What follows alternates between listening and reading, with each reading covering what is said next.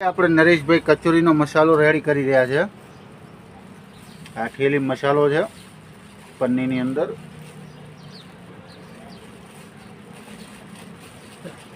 તેલ ગરમ થવા મૂકી દીધું છે। 15-20 મિનિટ લાગશે। 15-20 મિનિટ લાગશે। રાજસ્થાની કચોરી ખાવી હોય તો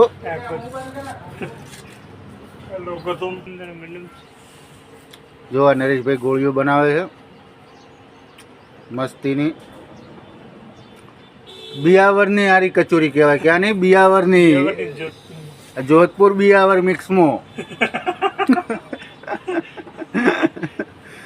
ભાઈઓ ખાવી હોય તો આવી જાજો, ખાલી 20 રૂપિયા। ચટણી સાથે 3 વયની ચટણી, ફુદીનાની, લાલ મિરચાની અને એક આવશે મીઠી ચટણી। ચમચ ઓપ્શનમાં પ્લાસ્ટિકની જોતી હોય ઘેર લઈ જઈએ કો ફ્રીમાં।